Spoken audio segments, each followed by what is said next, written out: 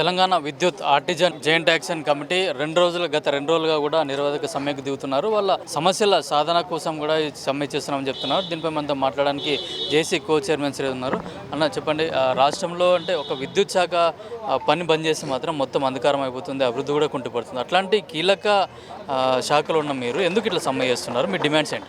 సుమారు గత 5 నెలల ప్రాంతం నుంచి మేము యాజమాన్యాలకు డిమాండ్ నోటీస్ ఇవ్వడం జరిగింది. ప్రధానంగా ఆర్టిజన్ కార్మికులను ఏదైతే ఉన్నదో వాళ్ళని కన్వర్షన్ చేయాలని చెప్పేసి ఒక డిమాండ్. రెండో డిమాండ్ వచ్చేసి adjusting service rules, APSEB service rules ఇవ్వాలని చెప్పి చేసినాం. 29/7/2017లో తెలంగాణ ప్రభుత్వం ఉన్నప్పుడు ఈ వ్యవస్థలో సుమారు 23,600 మంది పైసలకు ఈ వ్యవస్థలో విలీనం చేసుకోవడం జరిగింది. కానీ విలీనం చేసుకున్నటువంటి వాళ్ళకి అడ్జస్టింగ్ సర్వీస్ రూల్స్ కాకుండా దానికి ఐడి యాక్ట్ అనేది ఒకటి పెట్టేసి, ఇండస్ట్రియల్ డిస్ట్రిబ్యూట్ యాక్ట్ కింద స్టాండింగ్ ఆర్డర్స్ ఒకటి పెట్టేసి మాకు 1947కు సంబంధించినటువంటి చట్టాలను రుద్దారు. సో దీన్ని మేము వ్యతిరేకిస్తూ ఆ డిమాండ్ పెట్టడం జరిగింది. మూడో డిమాండ్ వచ్చేసి 4/12/2016 ఏదైతే మాకు కటాఫ్ డెట్టి మమ్మల్ని విలీనం చేసుకున్నారు.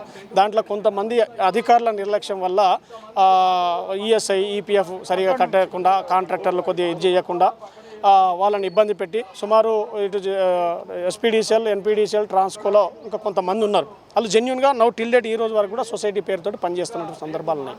సో వాళ్ళని కూడా ఖచ్చితంగా విలీనం చేసుకోవాలని చెప్పడం జరిగింది. నాలుగోది వచ్చేసి ఎన్పీడీసీఎల్ పరిధిలో, ఎస్పీడీసీఎల్లో కట్టర్ అనేటువంటి కార్మికుడు ఏదైతే పనిచేస్తాడో ఎన్పీడీసీఎల్ పరిధిలో కూడా అదే పని అన్మెన్ కార్మికుడు పనిచేయడం జరుగుతుంది. కానీ ఇక్కడ వివక్ష చేసి వాళ్లకు సుమారు 1,600 మంది ఉండే, ఈరోజు చేతులు ఇరిగి, కాళ్ళు ఇరిగి, బాడీ మొత్తం కాలిపోయి, ప్రాణాలు కోల్పోయి లాస్ట్కు ఇవాళ సుమారు 1,480 మంది మిగిలిరు. సో వాళ్ళను కూడా ఈ వ్యవస్థలో విలీనం చేసుకోవాలని చెప్పేసి మేము డిమాండ్ పెట్టినాం. ఐదోది వచ్చేసి పీస్ రేట్ కార్మికులు, కొంతమంది స్వీపర్స్, వీళ్ళు కొన్ని ఏళ్ల తరబడి ఈ వ్యవస్థను నమ్ముకొని పనిచేస్తున్నారు. వాళ్ళకి కనీస వేతన చట్టాన్ని అమలు చేయాలని చెప్పేసి డిమాండ్ పెట్టడం జరిగింది. ఇప్పటికీ ఇది 2026 పీఆర్సీ కమిటీ ఈ పాటికి వేయాలి. వాస్తవానికి ఈ రోజు వరకు కూడా దాని మీద ఉలుకు లేదు, పలుకు లేదు. ఈ 6 డిమాండ్లతోటి మేము గత 6 నెలల నుంచి ఈ యాజమాన్యాలకు ఎస్పీడీసీఎల్, ఎన్పీడీసీఎల్, ట్రాన్స్కో, జెన్కో, సిఎండీలకు కలిసి మేము వినతి పత్రాలు ఇవ్వడం జరిగింది. దాని మీద స్పందన లేకపోతే ఒక కార్యాచరణలో మేము ఎస్పీడీసీఎల్, ఎన్పీడీసీఎల్ డివిజన్ ఆఫీసుల దగ్గర, సర్కిల్ ఆఫీసుల దగ్గర మేము ధర్నా కార్యక్రమాలు, నిరసన కార్యక్రమాలు పెట్టడం జరిగింది. అయినా స్పందన లేదు. మొన్న ఏదైతే ఎన్పీడీసీఎల్ దగ్గర మేము ధర్నా పెట్టి ఆ రోజు వరకు కూడా టైం ఇవ్వడం జరిగింది. అయినా కూడా స్పందన లేదు. కాబట్టి నిన్నటి నుంచి మేము సమ్మెకు పోవడం జరిగింది. అంటే 8వ తారీఖు 4వ నెల 2026 నుంచి మేము సమ్మెలోకి పోవడం జరిగింది. ఈరోజు సమ్మె రెండో రోజు. ఈ 2 రోజుల సమ్మెల్లో కూడా మొదటి రోజు 95% ఈ వ్యవస్థలో, విద్యుత్ వ్యవస్థలో సమ్మె జరిగింది. రెండో రోజు 97% ఇలా సమ్మెకు చేరుకోవడం జరిగింది. ఇంకా 2-3% కూడా రేపటిలోపు ఖచ్చితంగా వాళ్ళు కూడా వస్తామని చెప్పి మాకు హామీ ఇవ్వడం జరిగింది. వాళ్ళు కూడా అధికారులు భయపెట్టడంతో వాళ్ళ భయాందోళనకు గురై వాళ్ళు పోయినరే తప్ప స్వతహాగా మంచు చంపుకొని పోయినటువంటి దాఖలు అయితే లేవు. ఇప్పటికే ఇలా మేము ఈ రెండో రోజు సమ్మె చేరుకోవడానికే ఇలా కేటీపీపీలో 500 మెగావాట్లకు సంబంధించినటువంటి పవర్ ప్లాంట్ ఏదైతే ఉన్నదో అది ట్రిప్గా అవ్వడం జరిగింది. అది చేయాలంటే చాలా అంటే అదే హ్యాష్ నిండిపోతే అది పనికిరాదు. అట్లా వాల్స్ ఉంటాయి, అవన్నీ బ్లాక్ అయిపోయినాయి మొత్తం. అది చేయాలంటే కేవలం ఆర్టిజన్ కార్మికుడు మాత్రమే చేయాలి. దానికి సంబంధించినటువంటి ఎక్స్పీరియన్స్ ఉండాలి. ఇలా కొత్త వాళ్ళని తీసుకొచ్చి చేపిస్తున్నటువంటి సందర్భాలు ఉన్నాయి. వాళ్ళకి ప్రాణగండం ఏదైనా జరిగితే కనుక దానికి కూడా పూర్తిగా యాజమాన్యమే బాధ్యత వహించాలని చెప్పేసి కూడా మేము డిమాండ్ చేస్తూ ఉన్నాం. ప్రభుత్వం నుంచి కానీ యాజమాన్యం నుంచి కానీ మీకు ఏమన్నా హామీ వచ్చిందా? ఈ రోజు వరకు మాత్రం ఎలాంటి చర్చల పిలుపు అయితే రాలేదు. వాళ్ళు రాలేదు కాబట్టి మాది యథావిధిగా రేపు కూడా కొనసాగుతుంది. చర్చలు అనేటివి కూడా 20 సంవత్సరాల నుంచి చాలా చర్చలు జరిపినాం. మేము పెట్టినటువంటి డిమాండ్లు కూడా ఏదో గొంతమ్మ కోరికలు అడగట్లేదు. ఏదైతే 2022 వరకు ఈ వ్యవస్థలో చాలా వరకు విలీన ప్రక్రియలు జరిగినాయి. వాళ్ళందరికీ కూడా అడ్జస్టింగ్ సర్వీస్ రూల్స్ మాత్రమే అమలు చేయడం జరిగింది. మరి ఈ ఆర్టిజన్ కార్మికులు ఏం పాపం చేసిరు? వీళ్ళకి స్టాండింగ్ ఆర్డర్స్ రూల్స్ పెట్టి కనీసం లీవులు లేవు, కనీసం ఈఎల్ లేవు, మెడికల్ లీవులు లేవు, ఈఎల్స్ లేవు, రిటైర్మెంట్ అయితే కనీసం గ్రాడ్యుయేటీ లేదు. అంటే 30 సంవత్సరాలు ఈ వ్యవస్థకు గొడ్డు సాకిరి చేసినటువంటి ఆ కుటుంబం రోడ్ల మీద పడితే 60 సంవత్సరాల తర్వాత వృద్ధాప్యంలో ఏం పని చేసుకుని ఆ కుటుంబం ఆ భార్య పిల్లలను పోషించుకోవాలనేది మాత్రం మేము ఈ సూటిగా ఈ యాజమాన్యాలకు మాత్రమే క్వశ్చన్ చేయదలుచుకున్నాం. కానీ అందుకనే ఏదైతే అడ్జస్టింగ్ సర్వీస్ రూల్స్ కనుక మాకు అమలైతే ఏదైతే మాకు మొదటి డిమాండ్ ఏదైతే ఉందో కన్వర్షన్ అనేది చదువు. ఇలా వాస్తవానికి ఇక్కడ ఈ బిల్డింగ్లో చదువునటువంటి చదువులు కూడా ఇలా ఆర్టిజన్ కార్మికులు చదివినటువంటి సందర్భాలు ఉన్నాయి. ఎంఎస్ చేసిరు, కొంతమంది బీఏలు చేసిరు, బీఈడీలు చేసిరు, ఇట్లా హయ్యర్ స్టడీస్ ఉన్నటువంటి వాళ్ళు కూడా ఉన్నారు. వాళ్ళందరినీ చదువుకు తగ్గ వాళ్ళకు ఖచ్చితంగా కన్వర్షన్ ఇవ్వాలని చెప్పేసి మేము డిమాండ్ చేస్తున్నాం. మా అన్నీ 100కి 100% మా న్యాయమైన డిమాండ్లు కాబట్టి మేము వాటిని అడుగుతూ ఉన్నాం. మేము వేరే కోరికలు ఏమి అడగట్లేదు. ఇప్పుడు ఉన్నటువంటి జీతాలను ఇప్పటికే మా లక్షల రూపాయల జీతాలు ఇవ్వని మేము అడగట్లేదు. ఉన్నటువంటి బేసిక్ ఏవైనా కూడా ఉండనివ్వండి. ఏదైతే మాకు రావాల్సినటువంటి సర్వీస్ రూల్స్ వస్తే ఇంక్రిమెంట్లు పెరుగుతాయి, లీవ్స్ వస్తాయి, ఇవన్నీ ఒక క్రమబద్ధంగా రావాల్సినవి అన్నీ కూడా వస్తాయి. ఈ స్టాండింగ్ ఆర్డర్స్ ఎవరికి తెలియదు ఉన్న అధికారులకి, కాబట్టి వాటిని అమలు చేయడంలో చాలా విఫలమైనటువంటి సందర్భాలు ఉన్నాయి. అంటే వీళ్ళే ప్రవేశపెట్టినటువంటి స్టాండింగ్ ఆర్డర్స్ ఏవైతే ఉన్నాయో వాటిని అమలు చేయడంలో వీళ్ళు మొత్తం కూడా విఫలమైంది ఈ యాజమాన్యాలది. మేము అంటే ఇప్పుడు మీ ఉద్యోగులకు కానీ వీళ్ళందరికీ కూడా పైనుంచి ఫోన్లు వస్తున్నాయి, బెదిరింపు దిగుతున్నారు, మీ సమ్మె విచ్ఛిన్నం చేయడానికి కూడా ప్రయత్నాలు జరుగుతున్నాడో తెలుసు.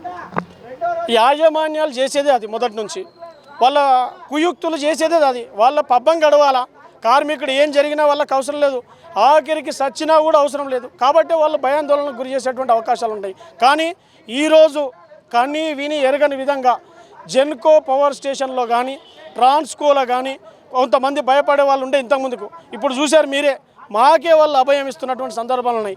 జేఏసీ నాయకత్వం ఎక్కడా కూడా తప్పులు జరిగినా లొంగినా మేము మాత్రం మిమ్మల్ని ఊకోమనేటువంటి పద్ధతిలో మాకే హెచ్చరికలు చేసేటువంటి సందర్భాలు ఉన్నాయి. భయపడేటువంటి అవసరం లేదు.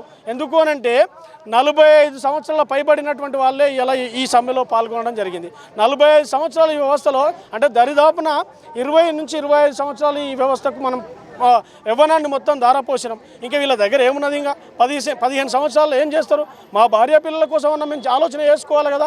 అందుకనే ఎక్కడా కూడా భయపడేటువంటి పరిస్థితి అయితే లేదు. బలవంతంగా ఈ యాజమాన్యం అలాంటివి చేస్తే మాత్రం వాటికి కూడా ఖచ్చితంగా రాబోయే రోజుల్లో బుద్ధి చెప్పేటువంటి పరిస్థితి అయితే ఉన్నది. ఏదేమైనా మేము ప్రభుత్వానికి ఈరోజు కూడా వ్యతిరేకం లేం, ప్రజలకు వ్యతిరేకం కాదు, ప్రజా సంఘాలకు వ్యతిరేకం కాదు. ప్రధానంగా ఇప్పుడు పంటలు వస్తూ ఉన్నాయి, ఇలా రైతులు చాలా ఇబ్బంది పడుతూ ఉన్నారు. ఆ రైతులు కూడా మమ్మల్ని గమనించాల్సినటువంటి అవసరం ఉన్నది. మేము కూడా మీ బిడ్డలమే, మీ కుటుంబంలో ఒక్కలమే, కాబట్టి మేము మీకు ఎక్కడా కూడా వ్యతిరేకం కాదు.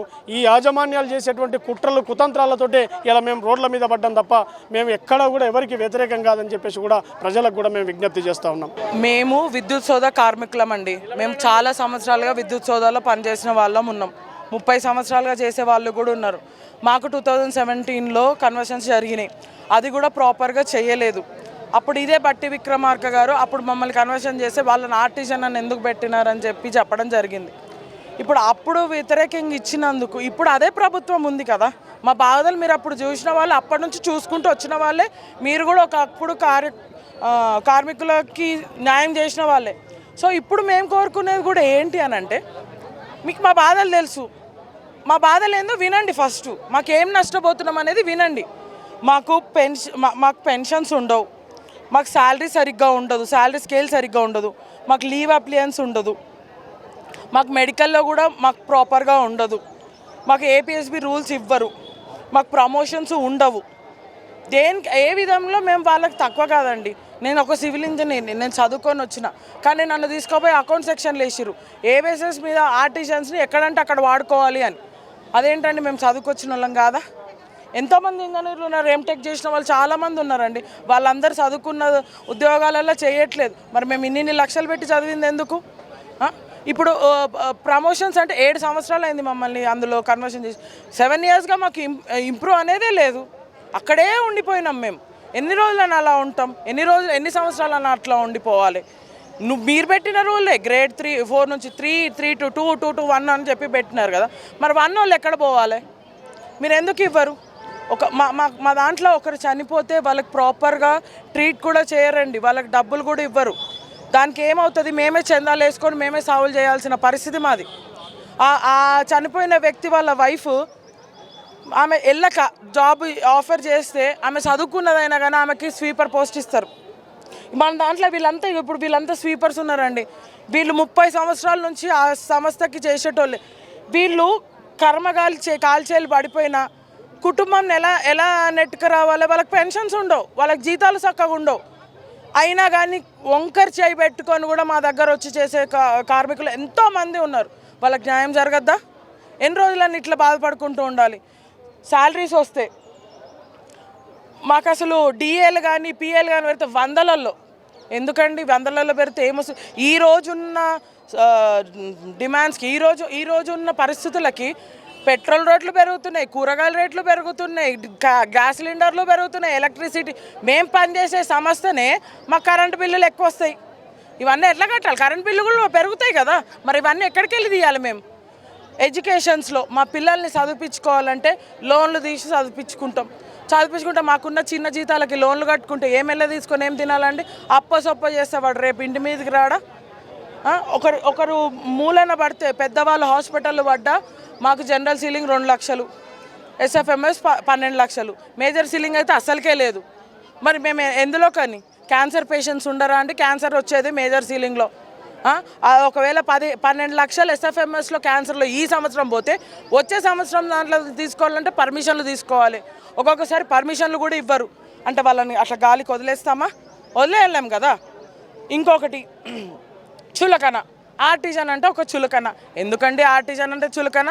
పొద్దున్న లేస్తే మేము పని చేస్తే కానీ మీ సంస్థ నడవది. ఈరోజు 2 రోజులు చేసినందుకే 90% నీకు అక్కడ లాస్ అయిపోయినావు నువ్వు తెలంగాణలో. ఎందుకు? మరి మేమంటే ఎవరో తెలియదు మీకు. మేమంటే ఒక చులకన, మేమేం పని చేయని వాళ్ళం కదా. మరి ఈరోజు ఎందుకు ఫోన్లు చేసి బెదిరిస్తున్నారు? ఏం అవసరం ఉంది? మాతో పని లేని వాళ్ళు కదా మీరు. మాకు పెంచాలంటే మీకు బాధలు వస్తున్నాయి కదా. మరి ఇప్పుడు మేము ఇక్కడ ఇంతమంది వచ్చి చేస్తున్నప్పుడు మాకు సపోర్టివ్గా మాట్లాడాలి కదా. ఎక్కడైనా ధర్నా 1-2 డేస్లో వాళ్ళు ఫినిష్ చేసిర్రండి. మేము గత 1 వీక్ 15 డేస్ నుంచి వస్తూనే ఉన్నాం. ఈరోజు మాకు పర్మిషన్ కూడా ఇవ్వలేదు విద్యుత్ సోదాలో. అంత దూరం నుంచి ఇంతమంది, మీ దగ్గర 200 మంది మా విద్యుత్ సోదాలో ఆర్టిజన్స్ 356 మంది ఉన్నాం. అందులో దగ్గర 200 మంది దాకా అక్కడి నుంచి ఇక్కడికి నడుచుకుంటూ వచ్చాం. పోలీసు వాళ్ళని పెట్టి బయట ధర్నా చేస్తే తీసుకుపోండి, లోపల కూర్చొనేదని విజిలెన్స్ వాళ్ళతో సరే అని రిక్వెస్ట్ చేసుకుందామని పోతే అక్కడ చులకననే. మీరు ఎగనెస్ట్ అంటే ఇప్పుడు ఎంతోమంది రూల్స్కి ఎగనెస్ట్గా చేసినారు కదండి. వాళ్ళ అవసరాలకు వాళ్ళు చేసుకున్నారు. మేము మా పొట్టకూటికి లేదని మేము ఏడ్చుకుంటూ చేస్తుంటే అంత పట్టించుకోకపోవడం ఎందుకండి? ఇప్పుడు మేమేదో బాధకొచ్చి ఇక్కడ చేస్తున్నాం. మెడికల్ ఇప్పుడు వాళ్ళు ఏమంటున్నారు, మాకు ఇందాకే చెప్పినట్టు జనరల్ సీలింగ్, ఎస్ఎఫ్ఎంఎస్ ఇవి 2 ఉంటాయి. వాళ్ళంట మాకు అవి ఇవ్వరంట బెనిఫిట్స్. ఆర్డర్ పాస్ చేస్తున్నారు. ఎందుకు? ఇప్పుడు మాతో పని లేదు, నీకు మాతో అవసరం లేదని మాట్లాడుతున్నావు. మా హక్కులు ఎందుకు గుంజుకుంటున్నావు? మా హక్కులు ఇవ్వడం పక్కకు పెట్టి ఉన్న హక్కులను కూడా గుంజుకోవాల్సిన పరిస్థితి ఎందుకు? ప్రజాప్రభుత్వం అని చెప్పుకుంటున్న గవర్నమెంట్ ఇప్పుడు మీ విద్యార్థి ఎంప్లాయీస్ని కూడా బాధ పెడుతుంది. ప్రభుత్వంతో కంటే మాకున్న యాజమాన్యంతోనే బాధ ఎక్కువ అండి. మేము యాజమాన్యంకే చెప్పుకుంటున్నాం ప్రభుత్వం కంటే. ఎందుకు బట్టి విక్రమార్క గారు మా గురించి మాట్లాడారని ఆయనన్న చెప్తే వీళ్ళు వింటారేమో అనే ఒక ఆశనే అండి. వాళ్ళని ఉద్దేశించి కాదు. వాళ్ళు మా బాధ విని వీళ్ళకి మా హైకమాండ్స్కి చెప్తే మా బాధ ఏమన్నా తీరుతుందని ఒక చిన్న రిక్వెస్ట్ ఆయనకు, అంతే. ఆయనను ఉద్దేశించి కాదు, ఎవరు పొలిటీషియన్స్ని ఉద్దేశించి కాదండి. మా బాధ వినండి. మేము ఇంత కష్టపడుతున్నాం, ఇన్ని సంవత్సరాలుగా ఈ సంస్థకు చేసినందుకు మమ్మల్ని గుర్తించండి, మాకు ఇవ్వాల్సిన ఏపీఎస్బీ రూల్స్ ఇవ్వండి.